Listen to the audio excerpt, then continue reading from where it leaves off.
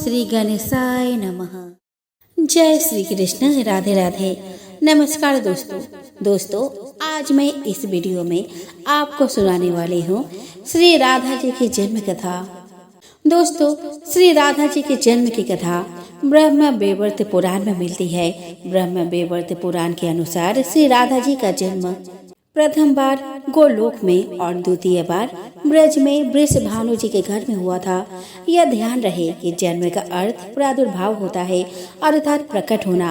हम माँ के पेट में एक शरीर प्रकट होते हैं और भगवान जो अदृश्य रूप में है वो अपने को दृश्य रूप में प्रकट कर लेते हैं। सौनक जी ने सौत जी से पूछा कि सूत नंदन, आप यह बताइए कि गोलोक में सर्वव्यापी महान परमात्मा गोलोकनाथ ने इस नारायण आदि की सृष्टि करके फिर क्या किया है और इस विषय का विस्तार पूर्वक वर्णन करने की कृपा करें। सौत जी ने कहा कि ब्राह्मण इन सब की सृष्टि करके इन्हें साथ ले भगवान श्री कृष्ण अत्यंत कमनीय सुरमय रासमंडल में गए। रमणीय कल्प वृक्षों के मध्य भाग में मंडलाकार रासमंडल अत्यंत मनोहर दिखाई देता था। वह सुविस्तृत, सुंदर, समतल और चिकना था।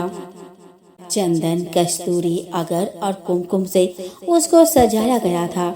उस पर दही, लावा, सफेद धान और दूर्वादल बिखरे गए थे। रेशमी सूत में गुथे हुए नूतन चंदन पल्लव की बंधनवारों और केले के खंभों द्वारा वह चारों ओर से घिरा हुआ था। करोड़ों मंडप जिनका निर्माण उत्तम रत्नों के सरभाग से हुआ था उस भूमि की शोभा बढ़ाते थे। उनके भीतर रत्नमय प्रदीप जल रहे थे। वे पुष्प और सुगंध के धूप से वासित थे। उनके भीतर अत्यंत ललित प्रसादन सामग्री रखी हुई थी। वहां जाकर जगदीश्वर श्री कृष्ण सबके साथ उन मंडपों में ठहरे। मुनि श्रेष्ठ इस रासमंडल का दर्शन करके वे सब लोग आश्चर्यचकित हो उठे। वहां श्री कृष्ण के बाम पार्श्व से एक कन्या प्रकट हुई जिसने दौड़कर फूल ले आकर उन भगवान के चरणों में अर्घ्य प्रदान किया। द्विजोत्म रास में उत्पन्न होकर गोलोक में भगवान के सामने दधाव के कारण विद्वानों ने उसे राधा कहा है, अर्थात रासे शब्द का प्रथम अक्षर रा तथा दधाव के मध्य का अक्षर धा को लेकर श्री राधा जी का नामकरण हुआ। इस कारण उसे द्विजोत्म लोग श्री राधा कहते हैं। वह देवी 16 वर्ष की अवस्था एवं नवीन यौवन से संपन्न थी। अतएव श्री कृष्ण से राधा उत्पन्न हुई और उनकी आयु 16 वर्ष थी। दोस्तों, एक बार श्री पार्वती महादेव जी से बोले कि मैं श्री राधा का उत्तम आख्यान सुनना चाहता हूँ। श्रुति में कण्व शाखा के भीतर श्री राधा की प्रशंसा संक्षेप से की गई है। उसे मैंने आपके मुख से सुना है। आप व्यास द्वारा वर्णित श्री राधा महत्ता सुनाइए। आप श्री राधा के प्रादुर्भाव, ध्यान, उत्तम नाम महात्म्य, उत्तम पूजा विधान, चरित्र स्त्रोत, उत्तम कवच, आराधन विधि तथा अभिष्ट पूजा पद्धति का इस समय वर्णन कीजिए। श्री महादेव जी कहते हैं कि पार्वती, एक समय की बात है, श्री कृष्ण बीजा नाम वाली सखी के यहाँ उसके पास थे। इससे श्री राधा जी को क्षोभ हुआ। इस कारण बीजा वह नदी रूप होकर प्रभावित हो गई। बीजा की सखियां भी छोटी छोटी नदियां बनी। पृथ्वी की बहुत सी नदियां और सातों समुद्र बीजा से ही उत्पन्न है। राधा ने प्रणय कोप से श्री कृष्ण के पास जाकर उनसे कुछ कठोर शब्द कहे। सुदामा ने इसका विरोध किया। इस पर लीलामय श्री राधा ने उसे असुर होने का श्राप दे दिया। सुदामा ने भी लीला क्रम से ही श्री राधा को मानवीय रूप में प्रकट होने की बात कह दी। सुदामा माता राधा और पिता श्री हरि को प्रणाम करके जब जाने को उद्धत हुआ तब श्री राधा पुत्र बृहद से कातर हो आंसू बहाने लगे। श्री कृष्ण ने उन्हें समझा बुझाकर शांत किया और शीघ्र उसके लौट आने का विश्वास दिलाया।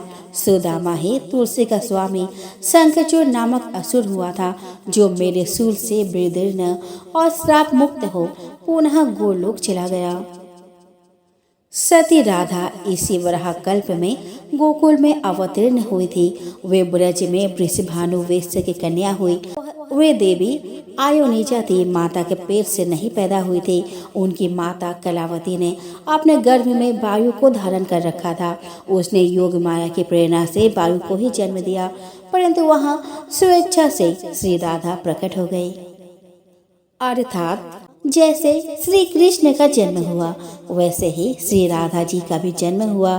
तात्पर्य यह है कि श्री राम श्री कृष्ण माँ के पेट से पैदा नहीं हुए, वैसे ही श्री राधा जी भी माँ के पेट से पैदा नहीं हुई है। यह उपयुक्त श्री महादेव जी के वाणी से सिद्ध हुआ। इसके बाद श्री महादेव जी ने राधा जी के पति के बारे में बताया। दोस्तों, श्री राधा रानी ना सिर्फ ब्रजधाम की महारानी थी बल्कि कृष्ण के हृदय के स्वामिनी भी है। मान्यता है कि श्री कृष्ण को पाने या उनकी कृपा प्राप्त करने के लिए राधा नाम की धुन ही काफी है। राधा नाम के जाप से व्यक्ति को श्री कृष्ण का विशेष आशीर्वाद मिलता है और श्री राधा रानी की कृपा भी उस पर बरसती रहती है। यूँ तो राधा रानी के कई नाम है, लेकिन बिरज में उन्हें राधा के अलावा किशोरी नाम से भी पुकारा जाता है। दोस्तों, राधा रानी के किशोरी नाम पड़ने के पीछे की कथा बड़ा ही दिलचस्प है, जो आज मैं आपको सुनाने वाली हूँ। तो चलिए दोस्तों, हम श्रवण करें आखिर कैसे राधा रानी किशोरी बनी। दोस्तों, पौराणिक कथा के अनुसार द्वापर युग में अष्टावक्र नाम के एक प्रकांड विद्वान एवं संत हुआ करते थे। ऋषि अष्टावक्र का शरीर अपने ही पिता द्वारा मिले हुए श्राप के कारण 8 स्थानों से टेढ़ा था, यानी कि उनके शरीर के 8 अंगों की बनावट टेढ़ी मेढ़ी थी। इसी कारण वह जहाँ भी जाते लोग उनका उपहास करते और लोगों का यह व्यवहार देख ऋषि अष्टावक्र उन्हें श्राप दे दिया करते। एक दिन ऋषि अष्टावक्र जब बरसाना पहुँचे तो वहाँ उनकी भेंट श्री राधा रानी से हुई। राधा रानी श्री कृष्ण के साथ विराजमान थे। अष्टावक्र जी को देखकर श्री राधा रानी धीमे धीमे मुस्कुराने लगी। जैसे ही अष्टावक्र जी उन्हें ये मुस्कुराता हुआ देखा तो वह क्रोधवश राधा रानी को श्राप देने लगे, परंतु श्री कृष्ण ने अष्टावक्र जी को रोकते हुए उनसे निवेदन किया कि वह श्राप देने से पहले एक बार राधा रानी के मुस्कुराने के पीछे का कारण जान ले। तब अष्टावक्र जी ने कारण पूछा तो श्री राधा रानी ने उन्हें अपने हंसने का मुख्य कारण बताया। श्री राधा रानी ने कहा कि वह अष्टावक्र जी के अंतर मन में समाहित श्री कृष्ण की छवि देखकर हंस रही है। अष्टावक्र के भीतर का ज्ञान और उस ज्ञान के स्रोत कृष्ण की मनोरम छवि से ही राधा रानी आनंदित हो रही है। राधा रानी की पूर्ण बात सुनकर अष्टावक्र ऋषि ने अपने भूल के लिए क्षमा मांगी और प्रसन्न होकर राधा रानी को आजीवन किशोरावस्था में रहने का वरदान दे दिया।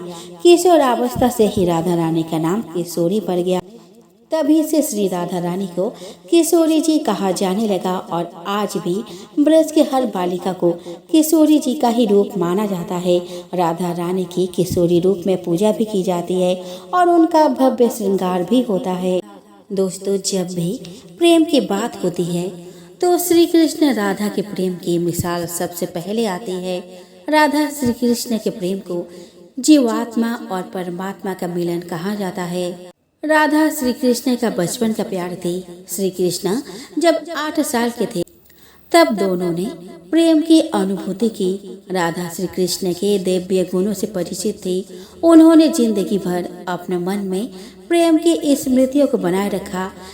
यही उनके रिश्ते की सबसे बड़ी खूबसूरती है। कहा जाता है कि श्री कृष्ण को केवल 2 ही चीजें सबसे ज्यादा प्रिय थी। ये दोनों चीजें भी आपस में एक दूसरे से गहराई से जुड़ी हुई थी, बांसुरी और राधा। कृष्ण की बांसुरी की धुन ही थी जिससे राधा श्री कृष्ण की तरफ खींची चली गई। राधा की वजह से श्री कृष्ण बांसुरी को हमेशा अपने पास ही रखते थे। भले ही श्री कृष्ण और राधा का मिलन नहीं हो सका, लेकिन उनकी बांसुरी उन्हें हमेशा एक सूत्र में बांधे रही। श्री कृष्ण के जितने भी चित्रण मिलते हैं उनमें बांसुरी जरूर रहती है। बांसुरी श्री कृष्ण के राधा के प्रति प्रेम का प्रतीक है। वैसे तो राधा से जुड़े कई अलग अलग विवरण मौजूद हैं, लेकिन एक प्रचलित कहानी जो मैं आपको आज सुनाने वाली हूँ दोस्तों, भगवान श्री कृष्ण से राधा पहली बार तब अलग हुई जब मामा कंस ने बलराम और कृष्ण को आमंत्रित किया। वृंदावन के लोग यह खबर सुनकर दुखी हो गए। मथुरा जाने से पहले श्री कृष्ण राधा से मिले थे। राधा कृष्ण के मन में चल रही हर गतिविधि को जानती थी। राधा को अलविदा कहा कृष्ण उनसे दूर चले गए। कृष्ण राधा से ये वादा करके गए थे कि वो वापस आएंगे, लेकिन कृष्ण राधा के पास वापस नहीं आए। उनकी शादी भी रुक्मणी से हुई। रुक्मणी ने भी श्री कृष्ण को पाने के लिए बहुत जतन किए थे। श्री कृष्ण के विवाह के लिए वह अपने भाई रुक्मी के खिलाफ चली गई। राधा की तरह वह भी श्री कृष्ण से प्यार करती थी। रुक्मणी ने श्री कृष्ण को एक प्रेम पत्र भी भेजा था कि वह आकर उन्हें अपने साथ ले जाए। इसके बाद ही कृष्ण रुक्मणी के पास गए और उनसे शादी कर ली। कृष्ण के वृंदावन छोड़ने के बाद ही राधा का वर्णन बहुत कम हो गया। राधा और कृष्ण जब आखिरी बार मिले थे तो राधा ने कृष्ण से कहा था कि भले ही वो उनसे दूर जा रहे हैं, लेकिन मन में कृष्ण हमेशा उनके साथ ही रहेंगे। इसके बाद कृष्ण मथुरा गए और कंस और बाकी राक्षसों को मारने का अपना काम पूरा किया। इसके बाद प्रजा की रक्षा के लिए कृष्ण द्वारका चले गए और द्वारकाधीश के नाम से लोकप्रिय हुए। जब कृष्ण वृंदावन से निकल गए तब राधा की जिंदगी ने अलग ही मोड़ ले लिया। राधा की शादी एक यादव से हो गई। राधा ने अपने दाम्पत्य जीवन की सारी रस्में निभाई और बूढ़ी हुई, लेकिन उनका मन तब भी कृष्ण के लिए समर्पित था। राधा ने पत्नी के तौर पर अपने सारे कर्तव्य पूरे किए। दूसरी तरफ श्री कृष्ण ने अपने दिव्य कर्तव्य निभाए। सारे कर्तव्यों से मुक्त होने के बाद राधा आखिरी बार अपने प्रियतम कृष्ण से मिलने गई। जब वह द्वारका पहुंची तो उन्होंने कृष्ण के रुक्मिणी और सत्यभामा से विवाह के बारे में सुना, लेकिन वह दुखी नहीं हुई। जब कृष्ण ने राधा को देखा तो बहुत प्रसन्न हुए। दोनों संकेतों की भाषा में एक दूसरे से काफी देर तक बातें करते रहे। राधा जी को कान्हा के नगरी द्वारका में कोई नहीं पहचानता था। राधा के अनुरोध पर कृष्ण ने उन्हें महल में एक देविका के रूप में नियुक्त किया। राधा दिन भर महल में रहती थी और महल से जुड़े कार्य देखती थी। मौका मिलते ही वो कृष्ण के दर्शन कर लेती थी, लेकिन महल में राधा श्री कृष्ण के साथ पहले की तरह का आध्यात्मिक जुड़ाव महसूस नहीं कर पा रही थी। इसीलिए राधा ने महल से दूर जाना तय किया। उन्होंने सोचा कि वह दूर जाकर दोबारा श्री कृष्ण के साथ गहरा आत्मीय संबंध स्थापित कर पाएंगे। उन्हें नहीं पता था कि वह कहाँ जा रही है, लेकिन भगवान श्री कृष्ण जानते थे। धीरे धीरे समय बीता और राधा बिल्कुल अकेली और कमजोर हो गई। उस वक्त उन्हें भगवान श्री कृष्ण की आवश्यकता पड़ी। आखिरी समय में भगवान श्री कृष्ण उनके सामने आ गए। कृष्ण ने राधा से कहा कि वह उनसे कुछ मांगे, लेकिन राधा ने मना कर दिया। कृष्ण के दोबारा अनुरोध करने पर राधा ने कहा कि वो आखिरी बार उन्हें बांसुरी बजाते हुए देखना चाहती है। श्री कृष्ण ने बांसुरी ली और बेहद सुरीली धुन में बजाने लगे। श्री कृष्ण ने दिन रात बांसुरी बजाई जब तक राधा आध्यात्मिक रूप से कृष्ण में विलीन नहीं हो गई। बांसुरी की धुन सुनते सुनते राधा ने अपने शरीर का त्याग कर दिया। हालांकि भगवान कृष्ण जानते थे कि उनका प्रेम अमर है, बावजूद वे राधा की मृत्यु को बर्दाश्त नहीं कर सके। कृष्ण ने प्रेम के प्रतीकात्मक अंत के रूप में बांसुरी तोड़कर झाड़ी में फेंक दी। उसके बाद से ही कृष्ण ने जीवन भर बांसुरी या कोई अन्य वादक यंत्र नहीं बजाया। कहा जाता है कि जब द्वापर युग में नारायण ने श्री कृष्ण का जन्म लिया था, तब मां लक्ष्मी ने राधा रानी के रूप में जन्म लिया था, ताकि मृत्यु लोक में भी वे उनके साथ ही रहे।